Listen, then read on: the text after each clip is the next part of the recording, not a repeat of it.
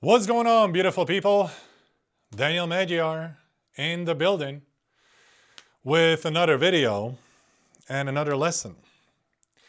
Now, this video right here is meant to make you recognize the manipulation techniques so you don't become a victim of it. I'm not here to morally tell you what to do with this information. That's up to you. I'm here to tell you how the system works so you understand and you don't fall for this method, because this is the strongest manipulation method that's ever been around. I mean, elites have been using it for thousands of years. People who know this method can manipulate pretty much anyone to do anything. And it is about the time that this information gets shared so you can actually understand human brain and psychology a lot better. And what does human brain interpret as the reality?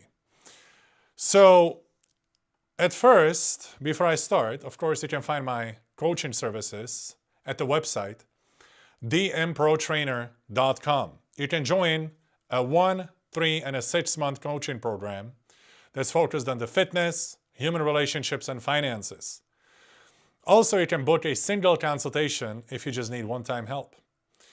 Then, if you guys are looking for a really high-quality beef that's grass-fed and grass-finished, you can find it at dmbeef.com.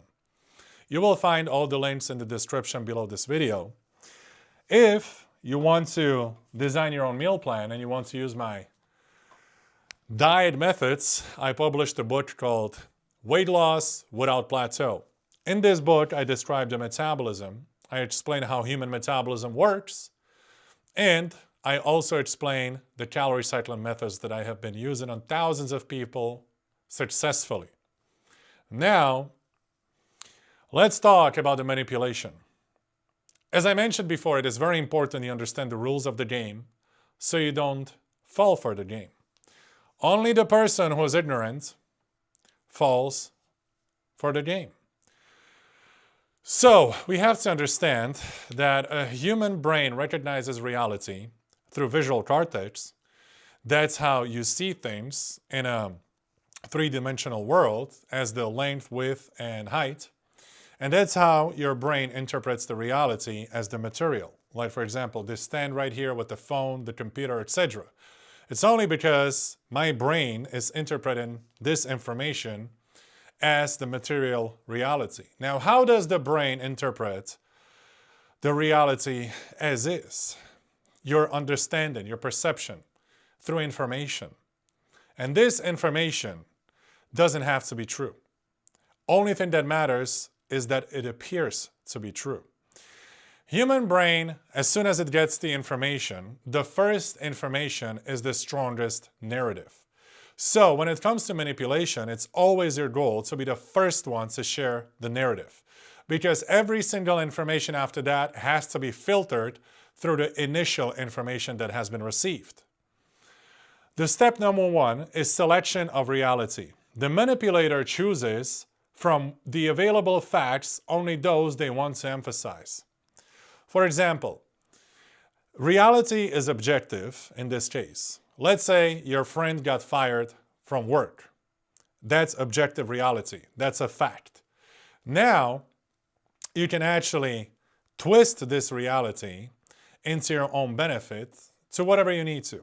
You can say that your friend has been fired because he was unsuccessful at meeting company's goals, which was $15,000 sales a month, and he's been consistently hitting $12,000 for the past 3 months, so he got fired. So you, as the manipulator, are the first one to share this narrative, and the brains of people who are listening to you will have to filter through this information every single time they meet another narrative. When they meet your friend's sister who says, no, he was fired because he slept with his manager, that has to be filtered through unsuccessful sales because you were the first one. So the first interpretation is always the most important. You choose specifically the facts that you want to emphasize. And you always stick to the facts, as we talked about in my previous videos, that if you want to win argument with people, you stick to the facts and you're not emotional. So you can actually look up the company and see that it's factual information that their requirements after their salespeople is to meet the goal of $15,000 per month. So you can use this fact to use it and manipulate the situation to your best outcome as you want, okay? Always, the first narrative wins. Creation of context is the second step. They place the facts into a frame that influences how the audience will understand them. So here, you're strategically placing the information into your twisted narrative. Pretty much, like we said before, you use the factual information of the company having the $15,000 goal, okay? And now, you're using this factual information and you're telling people, no, this is the reality. Look up the company's standards. They shared on the website. Just apply for the job. On the first page, it's going to say requirements are $15,000 sales. So now you sound even more convincing and even more truthful because you're actually using factual data from that company. Okay, so you place the facts into your frame narrative as you want to. Now, the step number 3, emotional emphasis. A manipulator uses language and tone that evoke a specific feeling. Now, you always want to sound confident. So that's why you don't ever speak fast. You speak slowly, directly, sharply. You speak like it's the law.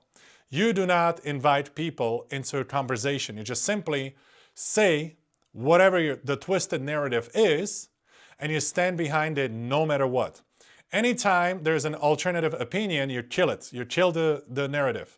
You shut it down. It's impossible. There's no way. These are factual information from the website. This is exactly how it happened. You use facts to destroy the narrative. That's why it is very important to have some facts under your belt so you can come back to it as soon as you hear opposite narrative or somebody disagreeing. However, if you were the first one to create a narrative, you're always on the winning side because human brain has to filter through your first narrative every other narrative that comes after that. Now, suppression of alternatives, we kind of went through that, is a step number 4.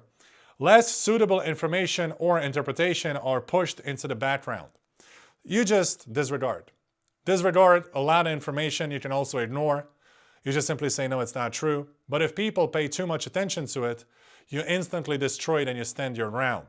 Remember, when you're saying something factual or you're trying to sound factual, you can never step back from your truth. You always have to stand your ground. So that's why most of the time the twisted narrative, the alternative narrative won't be that important. But if people pay too much attention to it, you re-navigate the people who you're trying to manipulate back to your narrative, back to your truth, okay? Now, the step number 5 is setting priorities. They determine what is important and what the audience should ignore. We could see that in the pandemic. Okay, when the pandemic hit, what happened? They came up first with the information because the pandemic didn't happen in the society. Nobody told each other. It came from the mainstream media. They were the first ones to share the narrative, so they started creating this reframed reality in people's brains. And people just started converting that information into the reality, so they started believing everything that's happening, okay? What did they do later? They set the priorities within the framed reality. Priority number 1, stay at home. Priority number 2, distance 6 feet. Priority number 3, wear the mask, etc., etc., etc. So they were setting the priorities within the reframed reality. They have to give you some rules to make it sound more convincing and make it sound like it's real. So they set the priorities. What is important to focus on in this critical time? You can also set the priorities in your own reframed reality, okay? Now, the step number 6 is shaping interpretation. Based on the frame, the audience forms the intended perception. People want to share mutual opinion. Very important. It is very tough for a person to stand up from the crowd and speak his own brain. Most of the people on earth will just sit in the crowd and accept whatever reframed reality they're being told or whatever information they're being told, and they immediately interpret it as the reality. There will be a few people in the audience and in the crowd who will refuse it, who will always think for themselves, and that narrative you absolutely destroy, dismiss with the facts, okay? You want to make sure that the people who stand up to your argument, to your truth, are immediately dismissed, disregarded, and nobody else pays attention to them. Now, here's the benefit on your side. As you're speaking to the large crowds, Large crowds really want to have the shared and mutual opinion. They don't want to be the weird ones to stand up and not to believe you. What if it's not like he's saying? So they just accept whatever you're saying as the reality.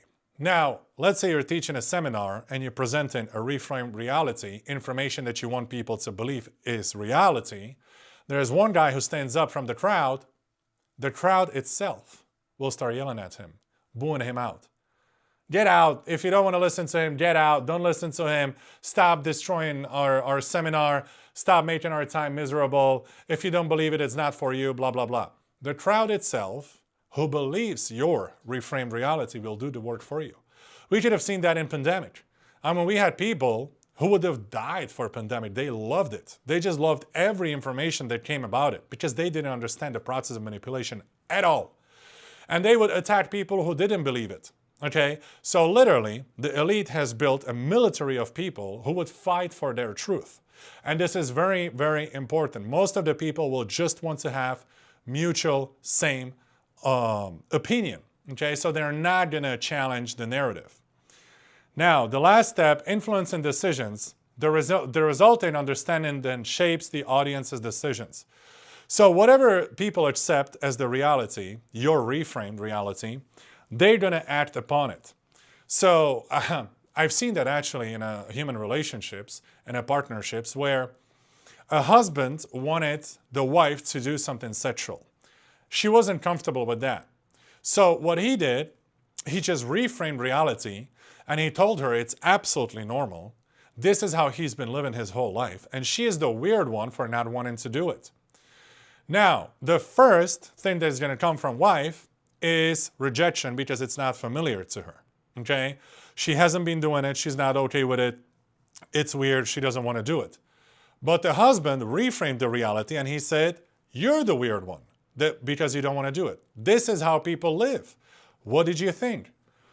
So now she was coming up with all the arguments. He disregarded instantly these arguments. He was standing his ground and rejecting everything she says, and he was always repeating his truth, louder and more frequent, because if people don't want to accept your narrative, just repeat it loudly and more frequently, over and over and over, and then eventually they will break.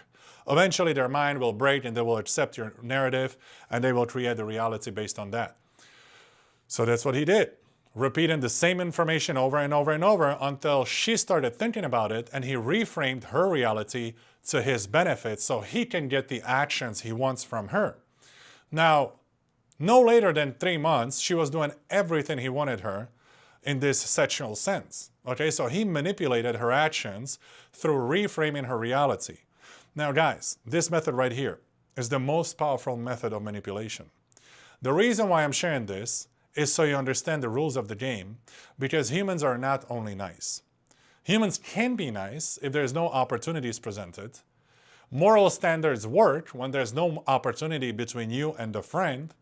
But as soon as the opportunity is presented, you already know the sophisticated and intelligent animal that human is, and he's going to execute on that opportunity for him if it is significant enough. Significance of opportunity breaks the moral standards, and that's when people act according to their own benefits.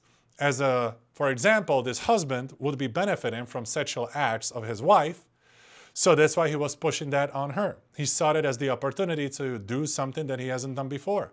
But he reframed the reality that this is absolutely normal until she finally broke and accepted it. That's how manipulation works. And it's important to understand, because then you're not going to fall for it. How can you understand a football game if you don't understand the rules? So, this is for today's lesson, and I'll see you with the next video. Please hit like and subscribe so we can share this information into the public, and we can keep the public protected against the manipulation.